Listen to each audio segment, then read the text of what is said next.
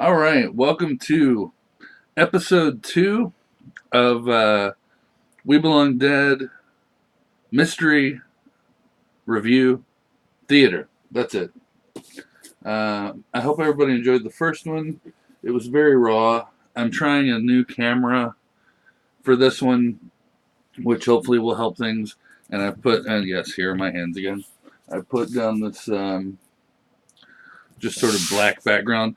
I've yet to either get or put together my own light box, which I will eventually do, um, but I just haven't yet. So we're gonna deal with it. There's probably still gonna be a glare, so let's find out. If you weren't here for the first episode, I suggest you go back and watch it because it's a nice starting place. It is episode 1. Um, I have a podcast called We Belong Dead, and my co-host every week, my co-host Ian, after the show, will go through my horror soundtrack record collection and my movie collection. He will choose 3 titles from each. He will then place them in the Mondo mystery box and then pass it on to me. I will not look in the box until the moment that I start doing these reviews. So everything I pull out of this box will be a snap review that I have not been able to prepare for. So we'll see how that goes. Um, so let's go ahead and just get started. Our first, we'll start with a movie this week. Ah, okay. Our first movie. Yeah, still a glare. Really bad there. Not too bad there. So let's just keep it like that. Maniac remake. Yeah, really, really good. IFC Midnight put it out. Elijah Wood stars in it. Um, it's a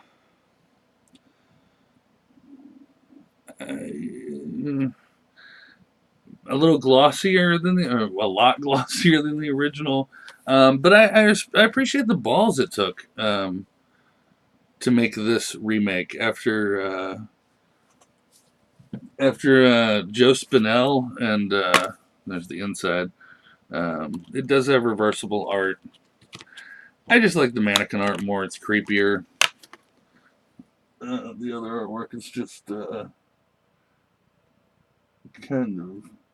kind of typical. Elijah Wood there with a screaming chick. And then we have a little mini poster with a little bit of a review from Bloody Disgusting on the back. There.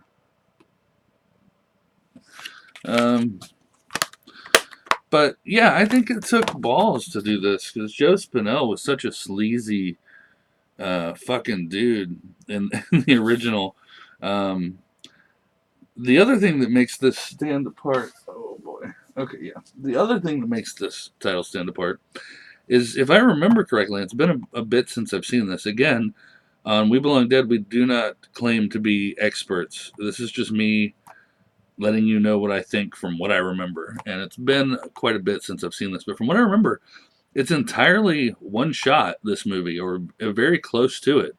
And it's the perspective of Elijah Wood, from what I recall, who plays the Joe Spinell part, the maniac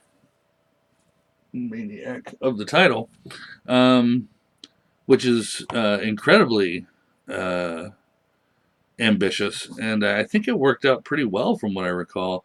I would like to revisit this. I do remember enjoying it quite a bit. So yeah, there's that Maniac. Nice pull, Mr. Martineau. Up next, we have a record. Okay. Once again, as usual, if you watched last week, you know we have to remove the plastic sleeve because, as we established, I am that kind of nerd. Um, in my opinion, one of the greatest horror scores of all time, and I am certainly a bit biased because it is my favorite horror franchise of all time. But it is Phantasm, which is wow. Look at that cover. Mondo put this out back, I believe this is before they were partnered with Death Waltz, and Mondo was just occasionally putting out records. Yeah, beautiful artwork. You got the silhouette of the tall man there on the front. On the back, we have a so creepy. We have there we go. Angus, the late great Angus Scrim, forever immortalized there as the tall man, the first boogeyman in my life. Yeah, what can I say about Phantasm, man? It's fucking Phantasm. Nothing comes close. There's the interior of the gatefold, as much as I can get on camera, anyway. With the creepy little people. I believe this release did come with liner notes. There's the of course I mentioned last week, I always try to save that sticker if there's one on, and I popped it on there because there's just a lot of room up there. So yeah, it's Fred Myro and Malcolm Seagrave put it together. Here's some it's their composition. Liner notes from them. On the flip side, we have the Sphere and Don Coscarelli's liner notes, which who doesn't love Don Coscarelli? If it's you, don't answer that because I don't want to know you. The record itself is a really cool sort of red and black swirl. And you got the Sphere on that side. You get a better shot of the swirl there. And the camera. There's my camera. Hello. Phantasm. Seriously, if this one doesn't scare you, you're already dead. Yeah, it's a beautiful soundtrack. It's eerie. It's creepy. I wonder how good this mic is. I'm guessing probably not very. It's eerie. It's creepy. It's atmospheric. It's of its time. It's everything you want in a great horror soundtrack or score. I think the main title theme is far too often overlooked. Everybody talks about Tubular Bells, The Exorcist. Here we go again with the look. I like The Exorcist. It's fine. It's a very well-made film. Tubular Bells is a really, in that context, a really creepy song. But guess what? Tubular Bells was not made for The Exorcist. The title theme for The Exorcist, for Phantasm, was made for Phantasm. I think that gives it more points. And I think it's a better, creepier main title piece. So, I'll put that over there. Why not? Alright, our next film. Oh boy. Wow, Ian was really, wow, it's been quite a while. Really, really good movie. Prison. Really good movie that I have not seen in a very long time. This is another one of those. Ian seems to be a fan of early Scream Factory releases so far. But yeah, it's been a while since I've seen this. I remember some excellent work from Kane Hodder in this. He was the stunt coordinator, and Viggo Mortensen stars in it. He's great.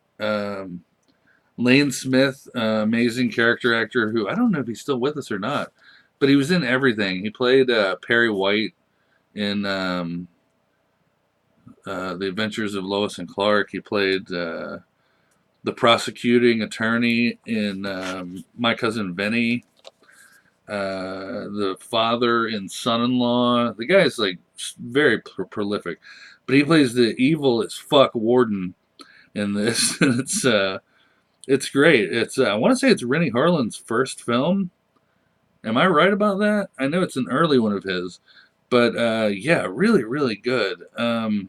It's kind of a, I think I want to say it's been made and retread quite a bit. The idea, it's the prisoner, and we do have reverse art. If I get a Scream Factory is really good about this. If I get a slip cover, and then you also feature reversible artwork, that's what I'm gonna do. So there you go. That's the original poster, and then you get the DVD and the Blu-ray in there, and then the reversible artwork in there is just the slipcover art. I like that. I like being able to have essentially two different covers at the same time. Man, I'm weird. So, prison. Excuse me. It's the story of a prisoner who was wrongfully electrocuted. Um, a lot of people involved knew that he was innocent, did nothing about it. In fact, did quite the opposite. So his he comes back to haunt the prison and kill the fuck out of everyone that wronged him and everyone that's in his way. But it's really, really good. Really good effects for the time. Really good makeup. Good performances from what I recall. Again, Lane Smith stands out to me as a real high point of this film. Yeah, just really, really good. So, prison, everybody. We'll throw prison there. All right, our next record is, oh boy. Okay. Ian also has a habit, it would appear, of choosing records that I've not yet had a chance to watch. Unfortunately. And I'm not 100% on what this is. I mean, it's obviously Goblin Goblin doing the Dawn of the Dead soundtrack, a reissue of that. But I think this may be an entirely new take on it. I don't know what Daemonia is. That another band that's with them on this? I love the sickly green. You're not used to seeing that iconic image with kind of a gross green background. I really like it. It's kind of weathered and looks super gross. But yeah, like I said last week, or maybe on the last podcast, my record player is busted. So if anybody wants to get me a new record player, so I can get back up to speed on a lot of these soundtracks, by all means, do that. Reach out to me, or just send me one, because I am tapped for a bit. But yeah, what is confusing to me, I guess this is Goblin and a band called Demodia.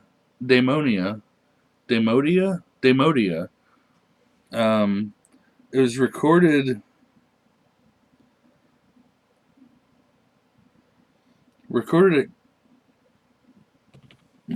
what does that say?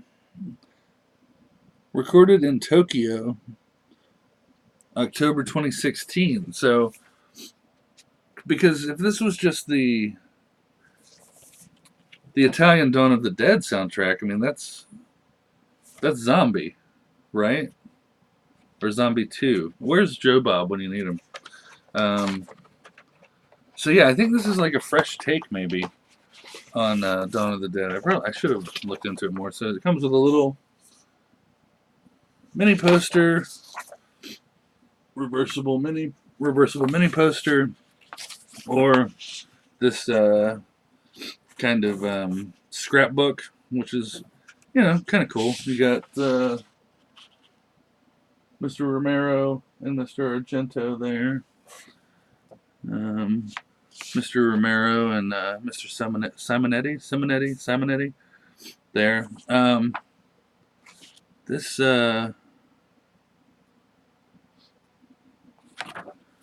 This I'm very sorry I don't have more info on this. I guess it's one that once I do get a new turntable and am able to check it out, I will I will give you an update. I'm sure it's great. It's Goblin. You know, it's Dawn of the Dead. It's whatever Daemonia is. Or Daemonia. No, I know. I'm not sure. Ugh, I'm the worst. So, anyway, it's a pretty cover. I like it. I like that a lot. All right. Let's see. Put you there. Put you there. Move you up a little bit. All right. Our next film. Our last film. Ah. Oh yeah. This may have been my favorite film of 2017. I believe it came out in 2017. Um, this, and I want to say We Are Still Here came out the same year, maybe. And it's a toss up. If they came out in separate years, then it's not a problem. Then they're my favorite of those respective years. Anyway, it's The Void. Um, what a great flick. I just screwed my. I just screwed my focus up. Whatever. Let's just get through this, guys. The Void, the greatest film John Carpenter never made. I say that in a positive way. This is a film that you can tell in a really wonderful way. The people who worked on it and made it were huge fans of Carpenter, Rick Baker, Rob Bottin, Carl Buechler, John Buechler, sorry. And yeah, it comes through. It's a no frills sort of packaging release. There's the movie. It's got I think a couple of commentary tracks, like a little making of. But this movie is so wonderful and so wet and so twisted. Um, Kenneth Welsh is the villain in this movie. Spoiler alert, that's a bit of a twist. Sorry. Um, and I just love him. He was Wyndham Earle in season 2 of Twin Peaks, which I think gets a bum rap. I love season 2 of Twin Peaks. And I love the Wyndham Earle storyline, and I think he was fantastic. And you see a little bit of that madness in this. It's part John Carpenter. It is part H.P. Lovecraft. On the cover slash film it says "Pure Cosmic Dread," and yeah, that's exactly what this is. But I don't know if I would use the dread. Might be a bit harsh because I do think it is a fun film. It gets very dreary and very serious, but the journey to getting there is so much fun, and you really fall in love with the characters and want to see them through to the end. And yeah, it's just wow, what a beauty. It says at the top from the executive producer of The Witch. Don't pay any attention to that. I didn't care for The Witch, and come at me, bro. No, but I mean, who gives a shit? Well, no, I get it. Okay, The Witch was huge. A lot of people loved it. So why not ride the coattails a little bit there? But I will say, if you didn't like The Witch like me, if you're one of the fucking weirdos like me who didn't love The Witch, then pay no attention to who the executive producer is. But yeah, it's this movie. I can't put it away. Um, it it it's minimalist and huge at the same time. It's so you know, at one point you're like, oh, this could be like a play. And then the deeper you go into the film, you're like, I don't think this could be a play anymore. Some of the imagery, outside of the effects, just the creepy cult members outside, and then we get into like shifting shifting realities, and like boy oh boy, so good. I can't recommend The Void enough, as you can tell. All right, and last but not least, one final soundtrack. Oh boy, wow, Ian, Ian, rather eclectic, rather eclectic this week. None of this that he chose It's stuff that well, I mean, I guess it's hard for me to be like, I think he's going to choose this. But, yeah, from, uh, oh, and this Dawn of the Dead was put out by Rustblade, who are doing some great stuff, especially with that, with Italian horror, or Italian films in general. They, this coming week, are releasing a beautiful Demons reissue for the soundtrack, and I can't wait to pick that up. That was Mondo. IFC Midnight. Was this IF? No, I don't think. You know, I'm not sure who released that, but this is obviously Scream Factory, Shout Factory. And from our friends over at TerraVision Records, boy, let me tell you, TerraVision are really starting to pull their weight in a big way. It's yeehaw! The South's gonna rise again. Oh, what a funny soundtrack and a terrifying soundtrack and a terrifying movie. It's so good. Look at that cover. That's so upsetting and wonderful. There's nothing like hearing Herschel Gordon Lewis yell "Yeehaw! The South's gonna rise again!" Like the most northern man to ever exist. Herschel Gordon Lewis, 1964, I believe. Here's your gatefold. It's Pleasant Valley. It's their centennial. Stop through on your detour. Detour, they'll take you in there. And just enjoy all the festivities. I think it'll be a good time. The barrel rolling is a particular favorite. There's a lot of stuff going on down there, and Pleasant Valley. And there's your back cover. I love the back cover. It looks very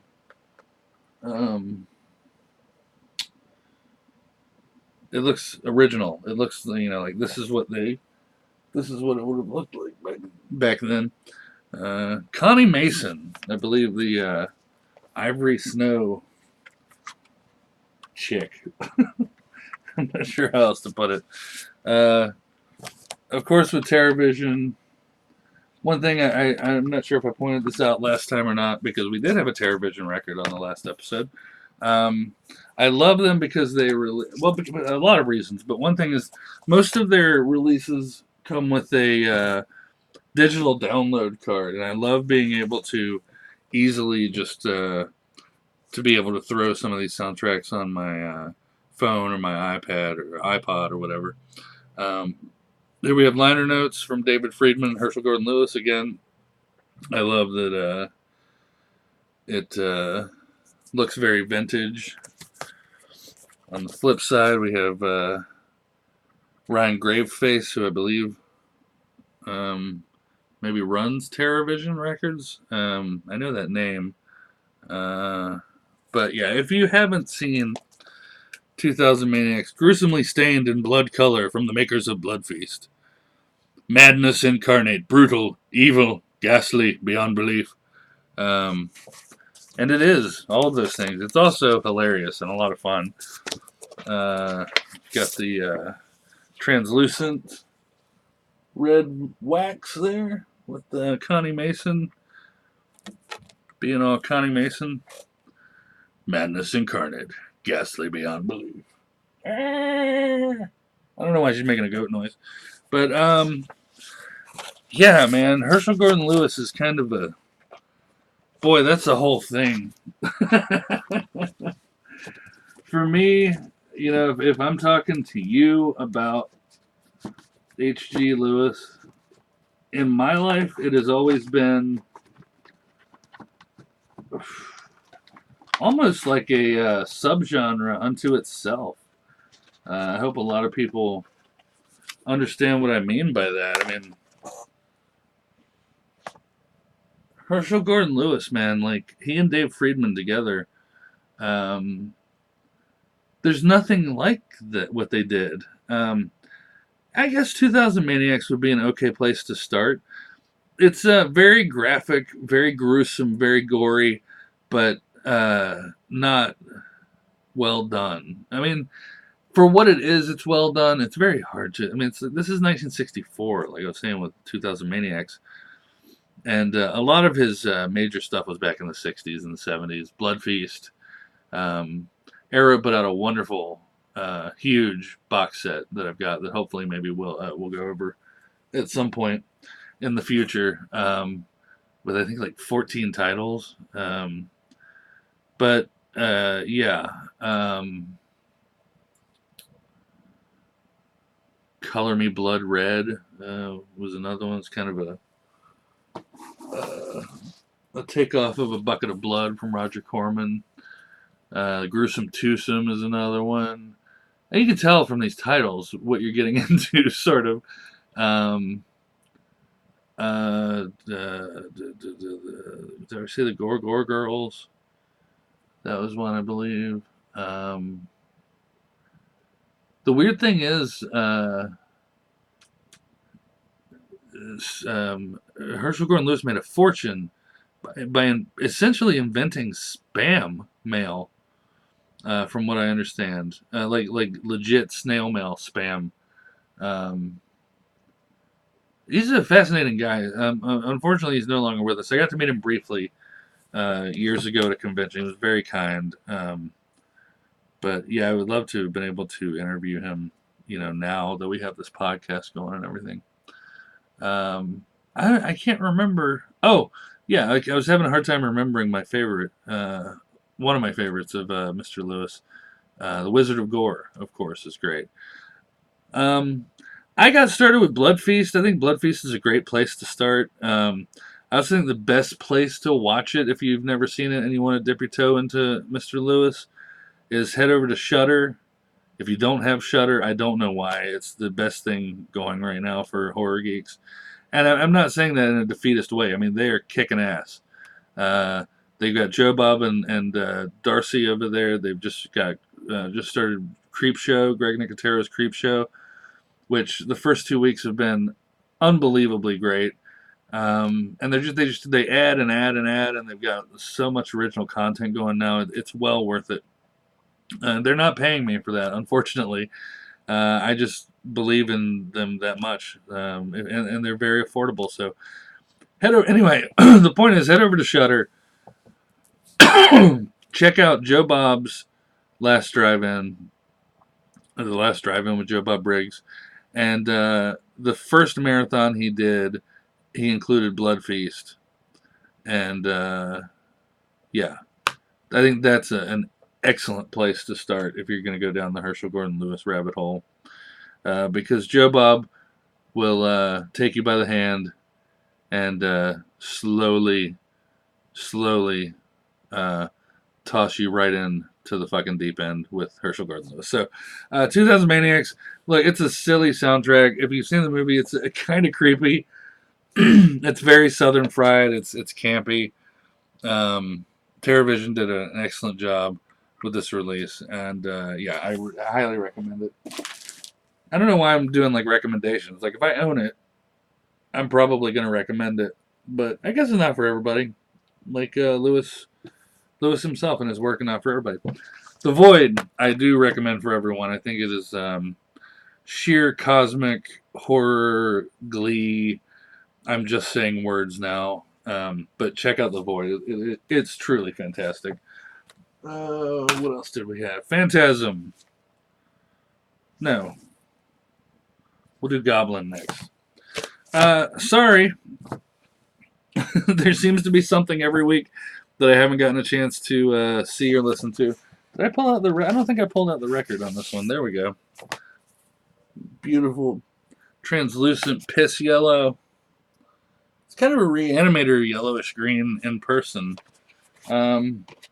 But look, here's the thing, man. It's Dawn of the Dead. It's Goblin. I'm sure it's great. So, what the fuck? Pick it up. I picked it up sound unheard. So, yeah. If you're worth your salt, you'll do the same. Prison, I don't know. I'm not even sure. This might be a out of print. This was that early in Scream Factory's existence. But like I said, yeah, this is just a really great like spook show flick. that, yeah, I highly recommend. Especially if it's like a day where you're just like, I don't want to fucking do anything. Kind of want to watch something that I haven't seen before, but not necessarily something new. I have those days. Prison's great for that. Um, Obviously, I'm not in love with it because, like I said, it's been quite a while since I've seen it, but I do remember enough to say, like, yeah, I recommend this. This is a really well done flick. And like I said, Lane Smith is great in it. Viggo Mortensen's great in it too. Kane Hodder's great. So, Prison, check it out. Then we had Phantasm. Um, the only sad thing about this release is that they didn't include the We Belong Dead outro. Have You Seen It by Reg B and the Jizz Whale and Ya Doggies. Um, but that aside, I will debate the merits and the sadly overlookedness of the Phantasm soundtrack to anyone that wants to, I mean, who is it? Mike Oldfield did Tubular Bells, and it's like it's just a fucking exercise in OCD. The guy, like, technically, I think the song still isn't finished, right? Well, guess what? Phantasm. I don't know what I'm gonna say there. Phantasm, yeah, Phantasm's great, man, and this is another great one to throw on at a Halloween party, especially for that main title. And End of the Game is a good track. There's so many are great. Space Gate to Infinity is a wonderfully atmospheric track, and yeah, Mondo did a great job with this. So get out there and check out Phantasm, man. If we're plugging Joe Bob Briggs some more, which I would never have a problem doing, um, his Christmas marathon last year on Shudder, which I believe is still up. All the Phantasm films except Part Two. I don't believe they could get the rights to Part Two, but yeah, the rest of them. Part One, Part Three, Oblivion, and Ravager. And it's always fun watching a movie with Joe Bob Briggs. So go do that. Go binge the Phantasm films on your next day off. Just make sure you have the Scream Factory or the Arrow box set release that has Phantasm 2 in it.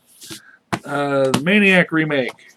Once again, haven't seen it in quite a while, but I remember it being very brazen, very bold, very ambitious, and I want to say it paid off in all those categories.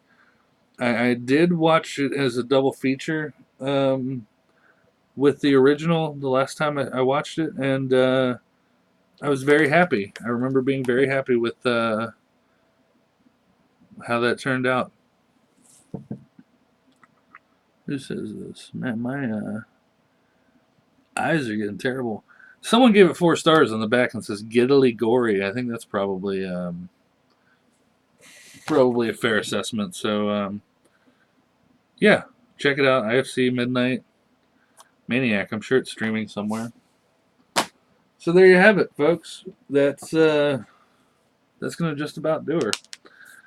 Thanks for watching episode 2. I hope it got a little better. I hope they're gonna get a little better week to week. Ian did another great job picking out some randoms that I was not expecting. So thanks for that. Check us out on Facebook. Look up We Belong Dead Podcast. Subscribe to us on here. It's going to be weekly, hopefully, that these things start coming out. And check out our podcast. That's what the whole reason that I'm doing this is to try to get the podcast out there more. We Belong Dead on iTunes, or I'll have a link below in the description to get to a place where you can download it and throw it on your phone if you don't have an iPod or iPhone. Yeah. Instagram. Oh, we're on Instagram. We Belong Dead Pod on Instagram. I am Lono Mojo on Instagram. My co-host Ian is IMM1987 on Instagram. those are the best places to find us, especially me. I'm on Instagram all the time. I love it. So, yeah, what's left to say? I'm not really sure. Thanks so much again for watching. And until I figure out a better way to end these, we'll just go with the way we end the podcast. Please remember to raise a glass to a new world of gods and monsters.